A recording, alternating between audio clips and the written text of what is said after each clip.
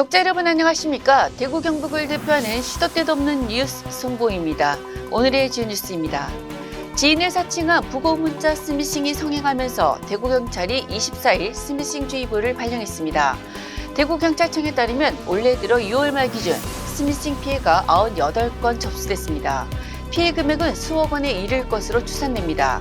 지인 명의로 문자를 보내 악성 앱 주소가 포함된 문자 메시지 내 인터넷 주소를 클릭하면 악성 코드가 스마트폰에 설치됩니다.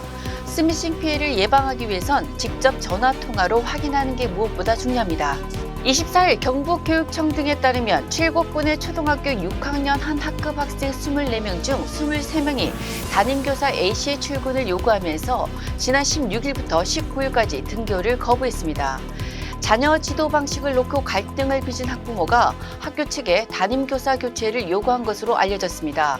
담임교사 A씨는 충격으로 병가를 내고 방학 때까지 출근하지 않았고 학급엔 대체교사가 2주간 투입됐습니다. 학부모들은 담임교사 교체를 원하지 않는다면서 가족 체험학습을 신청했습니다. 담임교사가 돌아오지 않으면 2학기에도 등교 거부를 이어간다는 방침입니다. 대구시가 내년 초 무상사용 기간이 만료되는 반월당 봉산 두류지하도 상가의 개별 점포 입점자를 일반 경쟁 입찰로 선정하기로 했습니다.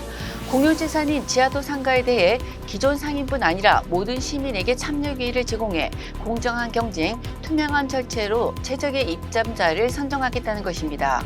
이들 지하도 상가는 도시철도 2호선 건설 사업 당시 삼성물산 등 5개사가 건설해 대구시에 기부 체납한 시설입니다. 2005년부터 사업 시행사가 관리 운영해왔습니다. 내년 초엔 상가 무상사용 협약이 만료되면 대구시로 소유 권한이 넘어갑니다. 중국 사업장을 접고 국내 복귀를 타진하던 코오롱 글로텍의 선택은 경북 구미였습니다. 구미시와 코오롱 글로텍은 24일 구미시청에서 2025년 12월까지 205억 원을 투자해 폴리우레탄 인조가죽 자동차용 시트 제조 공장을 신설하는 내용을 담은 투자 양해각서를 체결했습니다. 코오롱 글로텍은 구미 외국인 투자 지역에 입주하는 국내 복귀 기업 1호가 됐습니다. 코오롱 글로텍의 이번 투자는 글로벌 자동차 생산 수요에 대응하기 위한 것으로 70명 수준의 신규 고용 창출 효과도 기대됩니다.